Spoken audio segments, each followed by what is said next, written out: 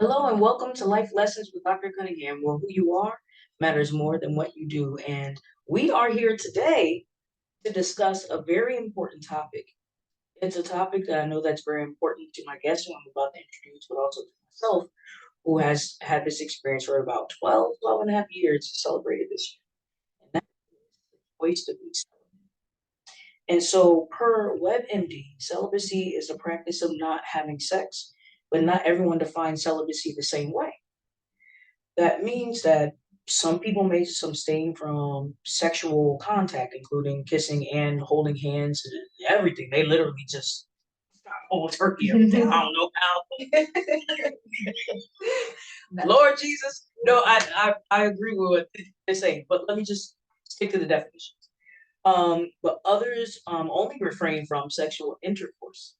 And then some people use masturbation in place of partnered sex. I hope you all okay with hearing that word. I mean, I'm a marriage and family therapist, so I discuss topics while being celibate. Okay, and others refrain from even masturbation as well.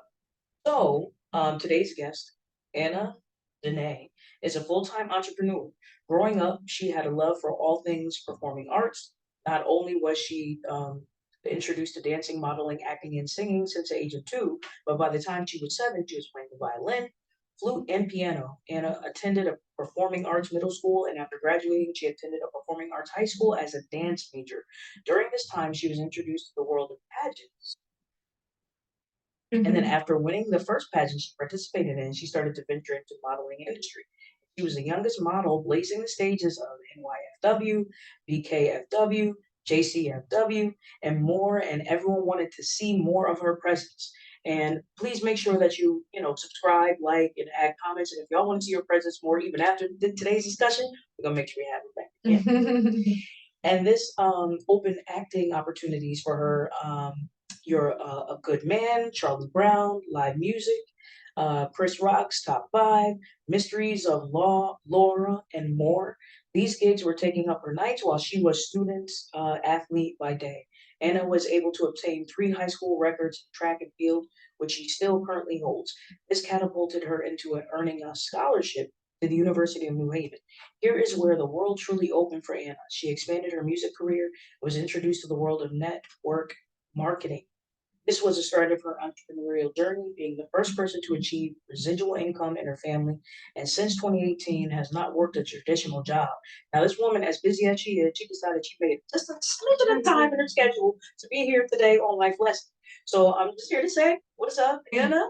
Enjoy the life lessons, and if you'd like to share with us just something about your journey with celibacy. Yeah, so thank you so much for having me. I'm super excited.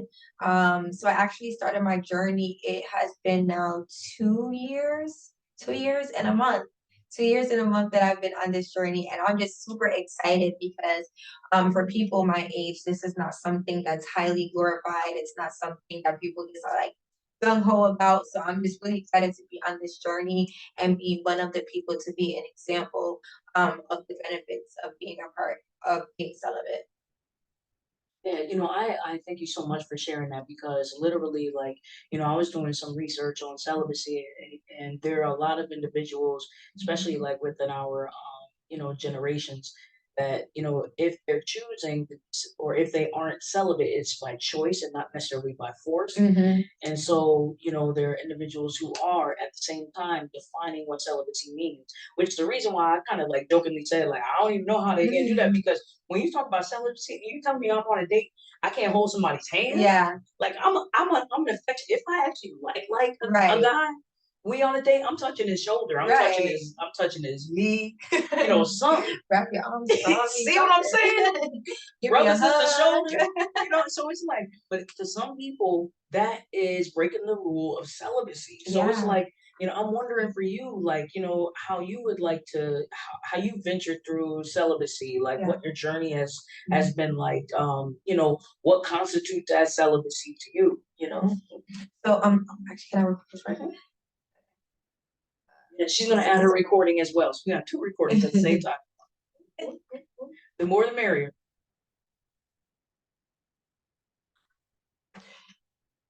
So yeah, so when it comes to celibacy, I think there is a difference between celibacy and abstinence. And I believe that most people are abstinent opposed to being celibate. And I think for me, because with abstaining, abstinence, abstaining from something for a period of time for a particular reason. So for me, I'm more so abstaining until I'm married. I plan at some point to do that with my husband, be that intimate with my husband. But I feel like celibacy adds on another layer of purity. So with that, now it's just like, okay, I can understand why some people are like no kissing, no this, no that, because one thing can lead to another realistically. And I think, with the discipline over time, that's how you're able to abstain from certain activities. But when you think of celibacy, even the definition, it's more far right, I guess. Like it's just like this, like I'm not doing anything at all, which most people who are celibate, but I know people use the word interchangeably.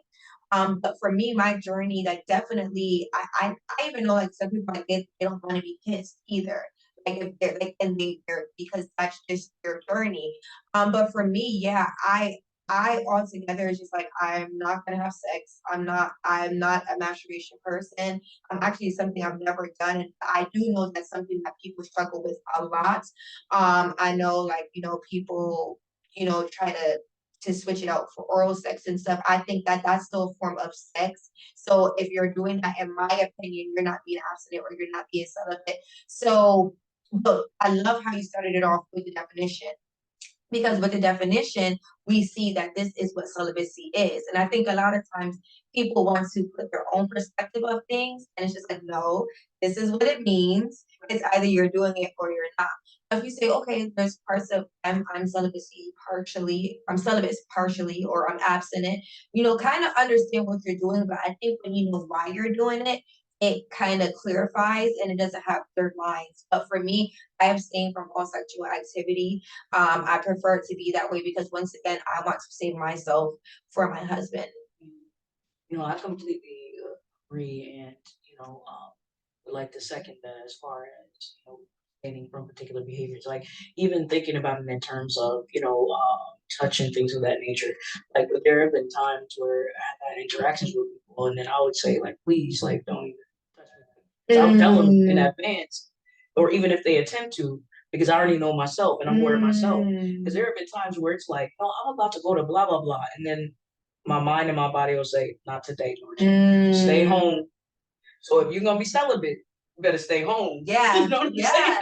But So there have been times when I was that's an amazing thing because you know yourself. mm, Like there's so many of my friends who have started their journey and no longer part of their journey, and it's because they simply put themselves in that position. And for me, especially if you're in a relationship, it's very difficult if that's not how you started the relationship. So it's not. I know that God could like change you in a split second. For most people, though, it takes time.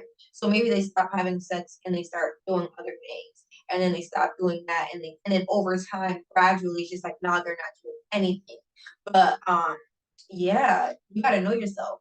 You got to mm, know your discipline, and you have to build your discipline. Because I heard a pastor say on YouTube before, he was like, this is why so many people cheat when they're finally married because they never learn how to discipline themselves and save that part of it for that covenant bed. Like for when you know that this is who I'm in covenant with, I'm saving it for that sacred bed with that sacred person. And now because they've never built that discipline before they were married, now it doesn't mean much to them when they are married. It's so easy for them to go out and cheat and do certain things outside of their marriage because they never built that discipline and say, okay, I only do this under my covenant. So I think, the fact that you have discipline and to say, I'm not doing this, I think that plays a part in it as well.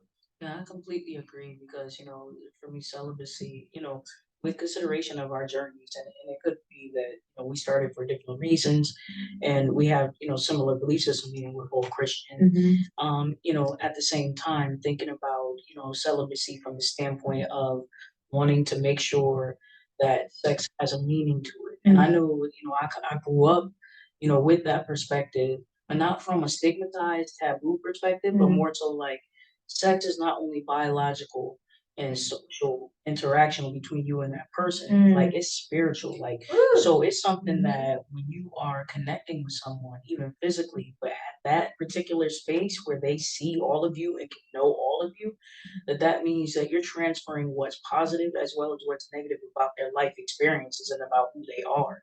And so when I thought about it in those terms, I was like, first off, sex means something to me. Yes. And for that reason, for that being the first reason, then that means that then I would not even open up my legs for just anybody Mhm. anyway. Mhm. But Mhm. then knowing that covenant matters because to me, that's the safest sex possible is to know that I'm at be with the same person, knowing that he's just not going to up and go somewhere, even though, again, and even Mhm. with their own family experiences, they've been married, but don't mean they Yeah. can't walk away. Yeah. But at the same time, there's more of a guarantee because somebody said till death do us part, Mhm. that it's not just easy to walk away from the situation and Mhm. it's not just a one night stand because we've each gone to college and even gone to high schools probably where we know girls that had the hookups.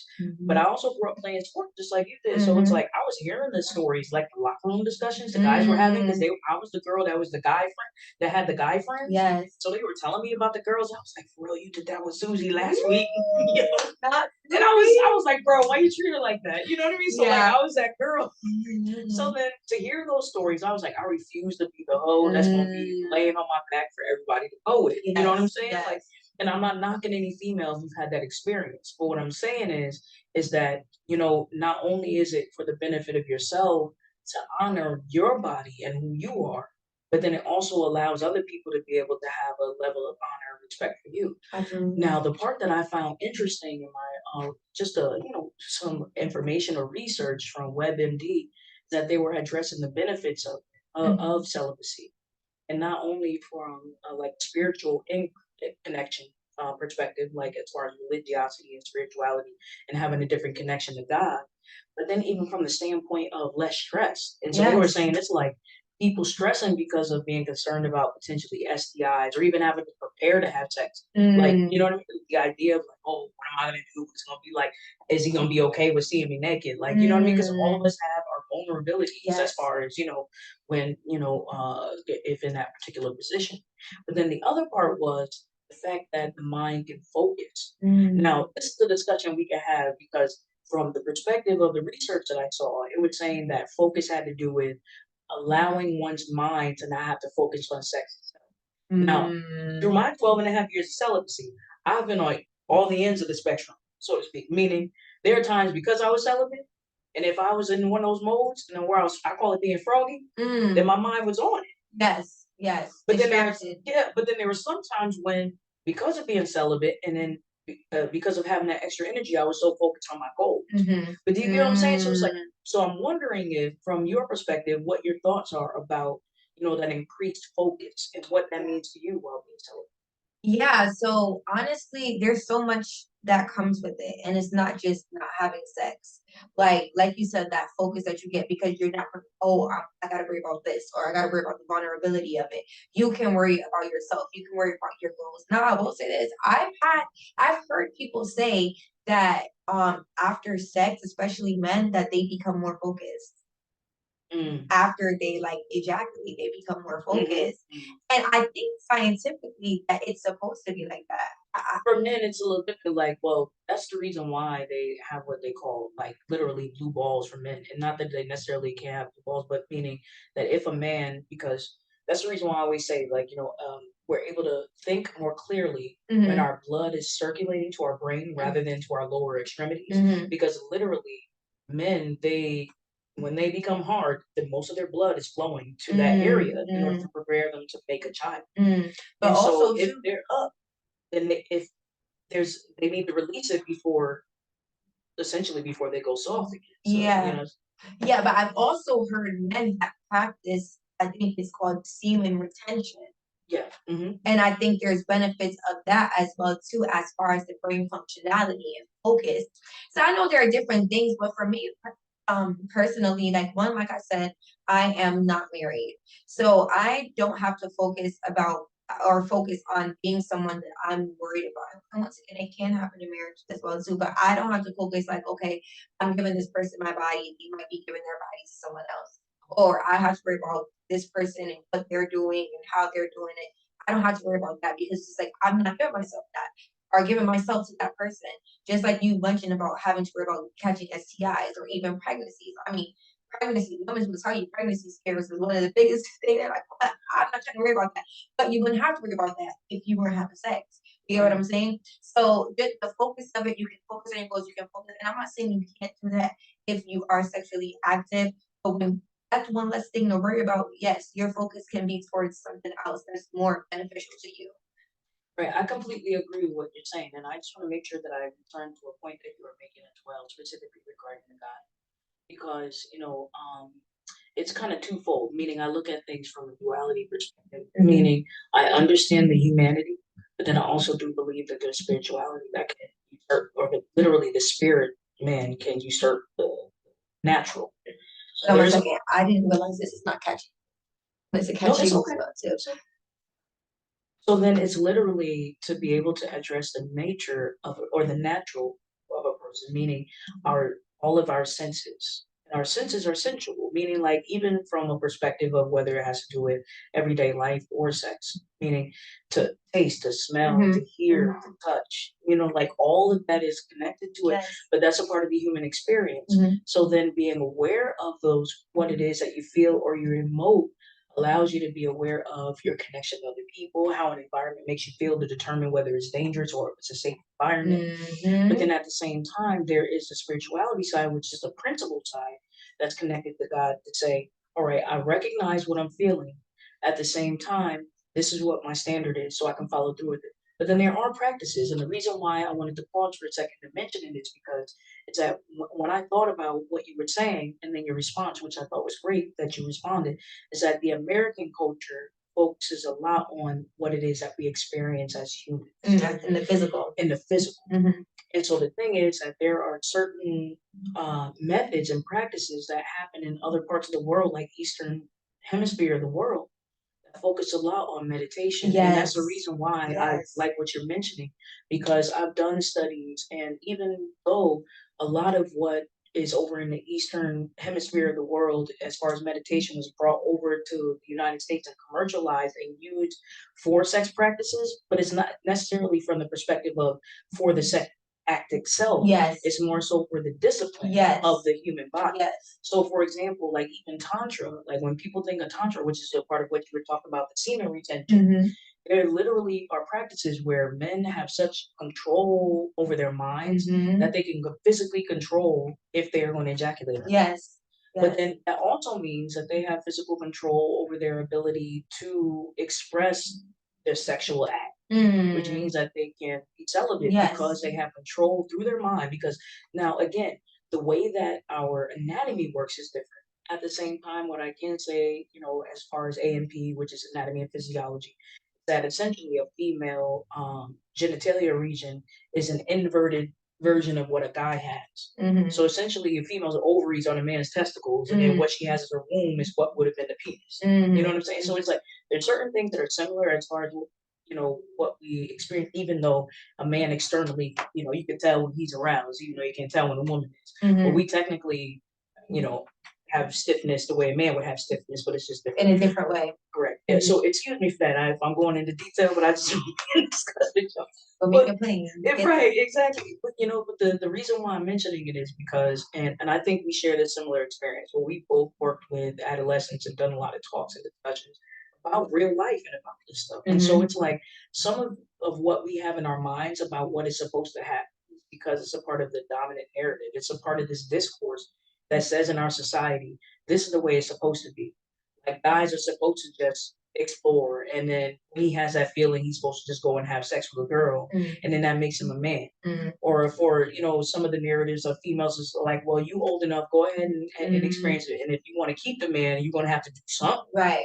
And at the same time, if he loves you, from my perspective as a celibate woman, then he'll wait for you. Yes. Because if he really cares about you that way, and if he says he wants you and he's willing to wait, then he'll get forever. He'll get you till death do you part. And he'll propose to you. See what I'm saying? He'll marry you. Exactly. And I agree with that statement. And so, there's certain standards that I believe that really do matter and exist, but not enough people that are talking about them. Absolutely. So That's what's this missing, the mhm, conversation. mhm, The conversation is what's missing. But I really love all of what you said, honestly. And for me, it's very difficult to talk about this topic without talking about the spiritual side to it.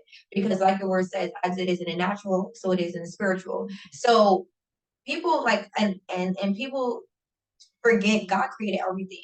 He created sex, and sex is supposed to be that bonding tool between husband and wife. And even in research that I've done, in the past, of understanding and really getting into my mind and getting into my spirit that God created sex, it's supposed to be used as a tool to bond the husband and wife. Because as husband and wife, you're gonna go through things like kids, like work, like everyday life. You're gonna go through that. So that sex, that intimacy is supposed to bond you back together.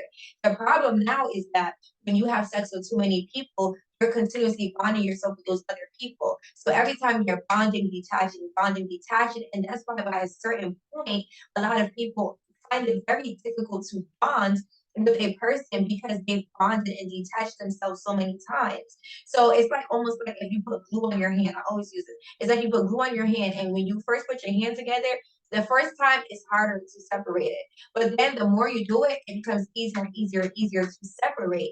And that's what we're getting our bodies used to. We're getting our souls and our spirits used to that. And then that's why so many times when it's just like, man, I really like this person, or this woman could really be my wife, but it's hard for me to fully connect to her. Well, there might be a reason why. If you had sex with 100 women, that could be a right. reason why. So that's why I say it's very hard because that is a spiritual component of it, but even the physical too, because you don't know what you're passing to someone else. You're sharing liquid. People don't even have the decency to even have protected sex anymore. I mean, I was talking to someone, and she's like, I really need you to come talk to the kids because the girls are fighting over the boys, that they're literally, the teenagers are having sex in porta potties. Like they want sex that bad that you will go to that extent to do it. So to me now it becomes a thing where this is a mental problem. Like Mhm, there's some psychology behind this because sex is a drug. It's like, it is. it's like liquor, it's like, other drugs. It is a drug. You become addicted to it because you're finding comfort in doing this. And you Mhm, don't care who you're doing it with, you're just finding comfort in the act. And what this is now doing is making people turn to sex for validation. And by them turning, then you want to figure out, well, why are people turning to sex for validation? Why can't they turn to God? Why they can't turn to their family? Why can't they turn to themselves, for this validation instead of feeling like they need to give their body to feel like they're worth something? Where when you flip the script, when you do that so often with so many different people, you're actually devaluing yourself. So what you're saying is so true and so real on so many different levels. Well, there's a few different points I'm able to discuss. One has to do with sex and it being a drug. mm, And the reason why that's so important is because a lot of times, especially in teens, the brain is still developing. Literally, the brain development really doesn't start solidifying until maybe like mid 20s, mhm, late 20s, depending upon like females, males. Sometimes develop different. Males usually require a little. Females mhm. A usually about little bit more 25. time. Dudes about 29, 30. You know what I mean? So it's like that's when we really kind of have crossed over, complete the transition of young adulthood, starting to go into adult, so to speak, from a psychological standpoint, Yes. and development. But what it means though is that there's a phase during adolescence where risk taking is kind of the norm, meaning Mm, psychologically, because they're okay with exploring, wanting to be independent, trying to learn what is okay and what's not, and then also just kind of learning how to deal with their own emotions and what their body is going through after puberty and kind of how they're feeling on a regular mhm, basis. mhm. So dealing with the hormones and the Yes. and kind of feeling sexual more often and kind of what that's like, and then also interactions within relationships. So some of the risky sexual behavior is something that can be thought about again at the same time to delineate between what someone feels and then what socially is being told that that's what they're supposed to do. Mhm. Because somebody says that's what you're supposed to do, even though again, according to research, it's like, adolescents sometimes are kind of, influenced by their peers more. And social But media. leaders who are adolescents know how to make a standard call on their own accord Mhm. based on what they know is true, not Mhm. based on what their friend tells them to do. Yes. Now, what I would also say is, first off, if they going into porta potties, how do you feel about you to allow yourself to be in a stinky poopy space for somebody to be playing in your hot pots? That's my question. So excuse me, that's not clinical. It's That's like I just barely want to go that's use the Norton 101. bathroom. I That's barely Norton want to 101. use the bathroom in a For porta real. potty. It's like seriously, like In a porta potty? in a porta Come potty of on. all places. Like I don't even want to use a porta potty to do what I'm supposed to do in the porta potty. And then y'all talking about using the porta potty for some area for sex? Like, So, and it's again, that's the reason why it's like, does sex even mean anything to you, or is it just about the feeling? Because mhm. we know about endorphins, epinephrine, all the happy chemicals that are in the brain, Yeah. and so it does lead to someone feeling a certain high, and there's even oxytocin which connects people. But at the same time, that's the reason why, again, I like what you're saying, that it can be addictive because it's a matter of understanding the difference between what's chemically and biologically happening that's connecting people, and then understanding the emotional, psychological, as well as spiritual connection Mhm. that's happening. Mm. Because the one of the I would say one of the facets of um, learning how to be able to regain one's sobriety, not Mm. only from substances, but then even from behavioral addictions, Mm. is abstinence, Mhm. celibacy. And the Mhm. reason is because a lot of risky behavior happens, Mhm. a lot of association with what is considered as pleasurable. So then it's like having to almost reprogram the mind to be able to understand the importance of what it is that's happening, Mhm. like, and to be able to really say, am I doing this just because it's something that's going to be fun for the moment? Mhm. Or am I doing it because it's someone, that's a guy that I really like, or that's a guy that I know that I have a committed relationship with, or that's the man that I know that I'm married to and have the right to have sex. Mhm. you know, but even, so that the reason why that I'm bringing up what I'm bringing up is because that sometimes sex, it can have two different extremes.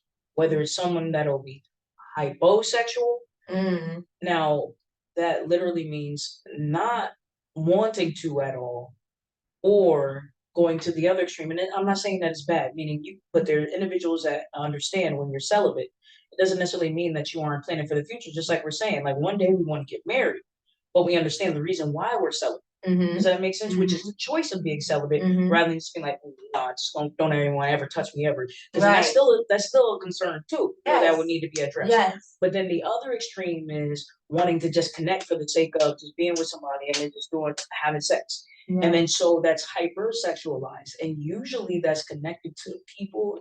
This through my work, and I don't wish this upon anybody, but individuals that have had either major attachment concerns, and the majority of them have had sexual abuse. Yes. And It's so true. it's important to know why you're feeling what you're feeling. So if you've Mhm. dealt with sexual abuse, or if you've ever been touched, or in inappropriate ways, then that's something that you may need to address through counseling, Yes. because then that could be a part of the reason why you're even you know, acting the way that you're acting, or Mhm. implementing sex, or thinking about sex the way that you think about Mhm. sex. And again, so it's not just necessarily peer influence. It could be because of some experiences that you've had. I mean, I even, from working with people who have had partners over time, it decreased their ability to really want to connect on a heart level, Yes. and it was only sexual. Mhm. Meaning that they were only with people just because literally they just wanted to ejaculate on that day and that's all it meant to them. Mhm. But then is that the way you want sex to mean Mhm. something to you for the rest of your life? Right. Do you feel like you would ever get married in that Right. situation? Like, and even if you did, do you think that it would be fair to your husband or your wife, depending on who you're gonna marry, Mhm. for you to get into a sexual relationship and for them to feel as though you want to have sex just for the sake of having sex, not because you actually love them, care about them, and want to show your Mhm. commitment, Mhm. and what it means to you, like, and so there's those particular points that I think about with regards to that. And I'm wondering your thoughts. Yeah, I mean, I think it just all goes back to that why. Why are you choosing to do this? And I know some people who will consider themselves to be uh, sexually fluid. And to me, and I think a lot of it comes from that control type of thing. And even going back to what you said about sexual abuse, because some people may feel like, man, I was taken advantage of. somebody took this from me and took my body when I didn't want to give it to them. So now I'm in control of my body. And I'm gonna go out here and have all this sex because that shows that I'm in control. I don't care what no one thinks. No one can control me. I do what I want, when I want, how I want, with who I want. And this is a form and a way of me showing that I have control over myself. So that could be one of the things that I've heard and I've observed in the past. But it all goes back to the why. Like, what's causing you to do this, or have you been through that's causing you? And even too, like you said, which you said so good, about people who just not doing it because it's like, I just don't want nobody to touch me. What is the reason behind that as well? So all of it on both spectrums come from something. Even the idea or decision to be celibate or abstinent for a period of time into an event or until you don't want to do it anymore, maybe you're taking a break. But even that has psychology behind it because it's like, okay, well, what got you to this point where you wanted to make that switch, right? And it could be because of your religion or your biblical beliefs, or it could be because you just want to wait. It could be because you want to save your body. It could be all those things. But I think once a person is able to get down to that why they're doing it, I think then it people can move forward then, and then people can have more honest conversations when it comes to this topic. But until then, I think people are going to continue to pretend because half the time the people that is out here, having sex all the time and having sex with different people, half the time they really don't really want to be doing it. They just doing it just to do it. Like it's just like they don't really like it. Half the time, it don't even really be that good. Like they're just wasting time. They're letting people have access to their bodies when they don't really want to, and most of the times they don't feel better afterwards. So I think that's the only way that we have to start to have more honest conversations about it. I think getting to the why is very important. Getting the help is very important. Having a support group, accountability partners is very important. And I just have to say it again. I know I'm repeating myself, but it has to go back to the why. Because even if you say, okay, I just want to be abstinent for 6 months, just so I can focus on what I want to focus on. I don't want to focus on any girls. I don't want to focus on any guys.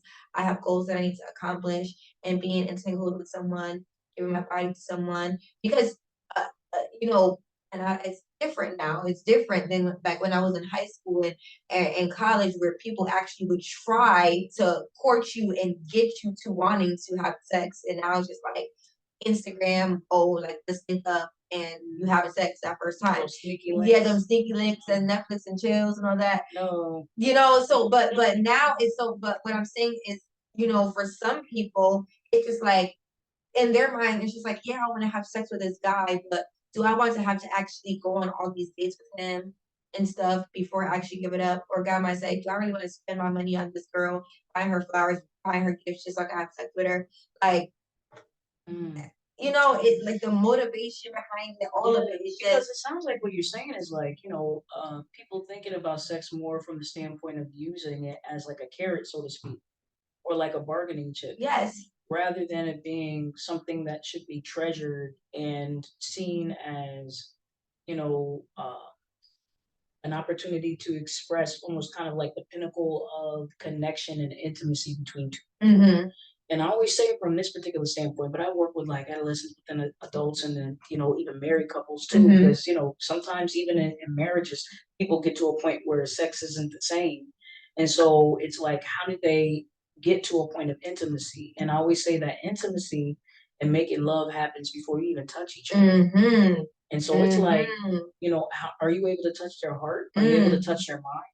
Like, so even like, that game that gentleman came up with, even though they played him and he said a lot of shady stuff to his woman, but one of the best things that came from him, I forgot his name, is that mentally stimulate me game. yeah, And the reason is because it's like he understood and how to practically implement in a way for two people to be able to connect on a mental level and on a heart level. So then it leads to a space of intimacy because I feel like the part of the reason why a lot of people go to sex is because they don't know how to be intimate. I don't. And people aren't unable to be intimate until they are taught how to.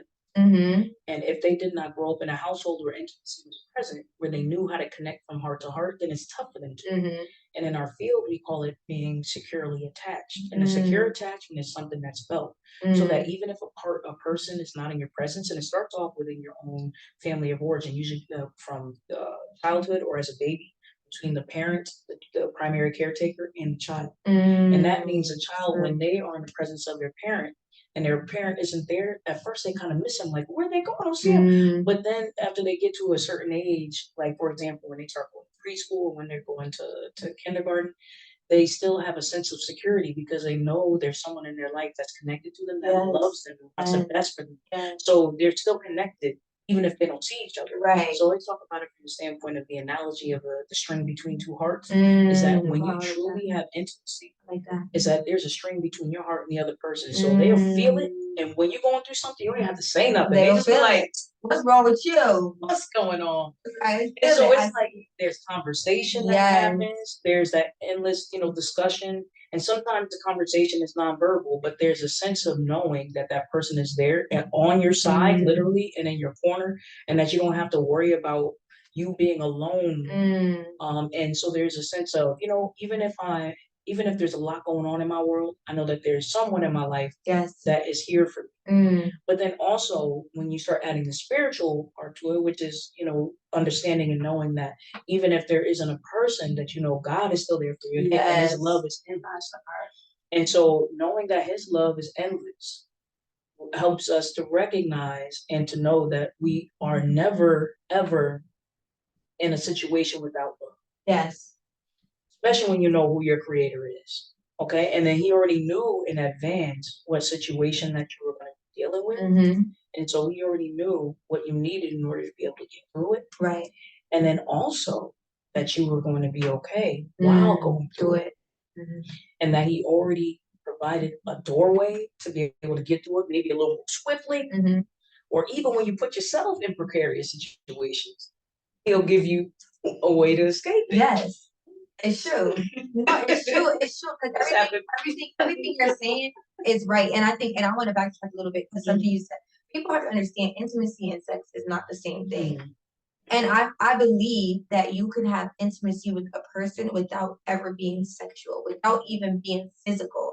And I know it kind of, intertwines with like love languages, but even then I still remember and say, well, oh, my love language is physical touch.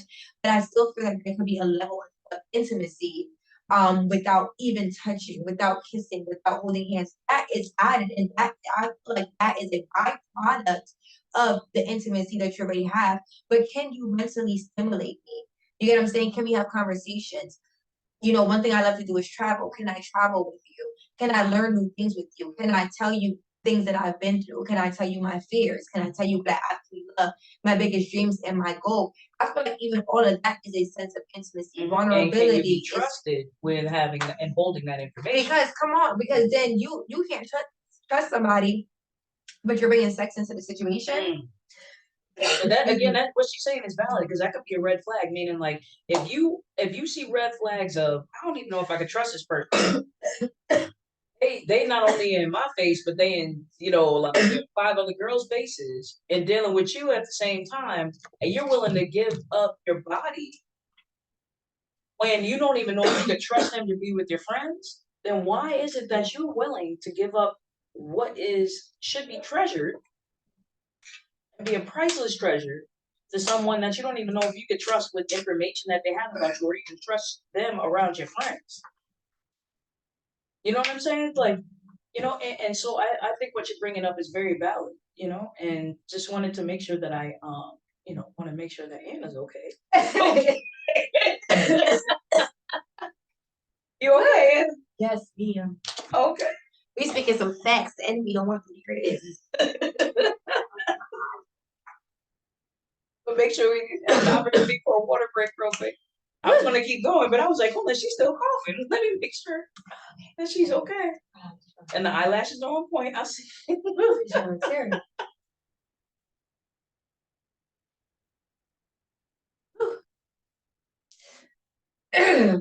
Okay.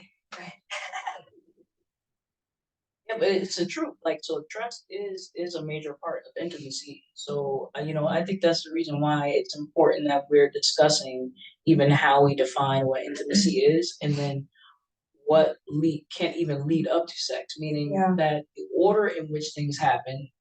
To me, I'll speak Norton 101 because there's plenty of times I've said, I was like, stuff is so bad. Yeah, It's it like is. I've had conversations with girls, and again, I don't come from a space of judgment.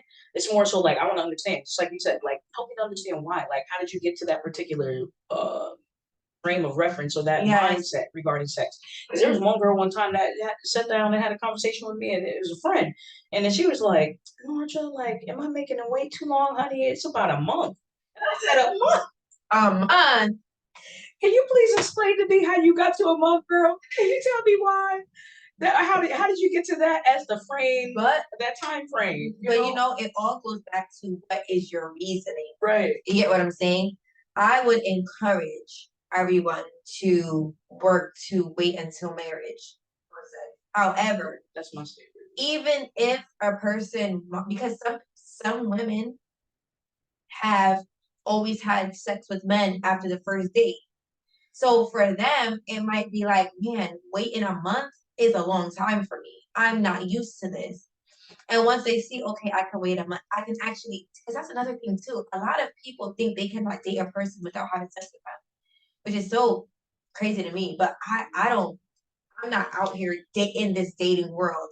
So I wouldn't know. I know it's ghetto out here, but but I wouldn't know if there's a pressure behind that, you know? Right, and that's the reason why I keep wondering about like what are what spheres and what circles are people in, and then what is being considered like the norm for their particular circle. Mm-hmm. Because, like, again, I agree with the standard, meaning like if you want to have sex, then we got to get married. But then I also will say too that there are times where I've even kind of had to battle in my own mind with my own standard because of having my standard that cut some relationships that I thought could have worked short. At the same time, if he was unwilling to wait, then he is not worthy of me. Yes. And so I think that that's also a way to be able to sift through who's in your life because they just want That's to it. play, That's it. and who's in your life because they really want to commit and they're thinking about building a future with you and what that means. And it's that. And so wanting that the future building and wanting to be able to establish how you're going to continue to move your lives forward, creating a common vision and mission and purpose for your life and as a couple, and how are you going to support each other to continue to be built as individuals, not only professionally but spiritually, financially. Like there's so many different things that could be addressed with regards to relationships and the importance of the power relationships. And the reason why I think even certain people still, within our generation, are always pointing things like power couples. But from my perspective, it's like a true power couple really is a couple that's totally committed to each other and each other's life and their goals and their mission and what their purpose is. And if the two purposes and the visions don't align in some way, then how is, you know what I mean? So it's like sometimes you need that time in order to really determine if a person is going to fit well with your life and also with your family. Because if you're around your family, you love your family, they got to get along with your family. I mean, so there's some guys too that just kind of went to the wayside because they were cool with me, but I have 50 million cousins. So if you're not okay with me and 50 million cousins, then how's it gonna work? Right. You know what I'm saying? Right. And I think too, like, you know, sex blurs things, sex complicates things, especially if you truly enjoy the sex that you're having with this person, it can complicate things. And you would be more, it would be easier for you to go and uh um ignore certain things just because you guys are that sex is really good. So, for example, you can have red flags, but we're having sex. I'm enjoying it. I'm gonna still keep you around, even though you have these red flags. So, a lot of the time, people are not even considering whether this person is a good fit all around for me or not before they're going into that. And then a lot of times, people could end up getting in a relationship just because they're having sex. Especially if a woman is like, okay, well, we're having sex, so we're in a relationship, and the man might be like, well, I didn't ever decide that this is what I wanted to do. So also having a conversation in the very beginning, being upfront about what it is that you want. And I love, like you said, it filters men and women. If a guy is being celibate and a girl just wants to have sex with him and stuff, and no matter how much he's saying that this is something he's not going to do, she's still kind of, you know, egging him on to do it, she got to go. And vice versa. Because then that's going to show me that you're not respecting my decision. And if you're not respecting my decision, down the line, how much more are you going to disappoint me? Right. And then if I give in to you, you're not going to take me seriously. Because I've had some friends, they say they're on this abstinence journey. They start dealing with a guy. They tell the guy, and sometimes guys and females, they want to tempt you. It's because as soon as you tell, you know, we good looking woman, yeah, we good looking woman. A guy comes up like, oh yeah, oh you celibate? Oh, that's what you doing? Okay, cool. I'm gonna take you on a date. So let me see how much I can wine and dine you. How much do I have to do to get out of you what I want? Because now men already like a challenge. So now you telling them you ain't gonna have sex with them. That's a bigger challenge for them. So if they know they can just take you on a few dates, you know, yeah, you kissing one night and then you taking it further the next time, and then and eventually they get it. They're gonna be like, "Well, you wasn't about what you really said you was about." If a guy tries to wine and dine you and you're still holding your decision, you're still standing by what you said that you were gonna do, then they're gonna be like, then they know you serious. Now they have enough information to make a decision based off of what you're giving them. And also too, either way, they still respect you. They'll still respect you because you stayed your course, you kept your word. And it was something else that you said which reminded me of why I created you know, some of my merch saying God honors obedience. And the reason why, if you go on thevirtueway.com, you'll be able to buy merch. I have shirts, the Power of 31 shirts for the woman, the God honors obedience merch as well too. But the reason why I got that is because even when we think like God, like, you know, what am I doing this for? Like I'm waiting, like am I doing it too long? Like am I gonna get anything out of it? God honors that. And I think if people really understand that, even people that believe in the universe, if you just put certain things out there and you stick to it and you shift your paradigm about certain things, things will work out in your favor every single time. Especially when you know God is on your side. Just like you said, who God created to be, our bodies are our temples, you know, and it sounds cliche, especially when you're younger. But when you really truly understand, my body is a temple. I've been placed on this earth with a purpose.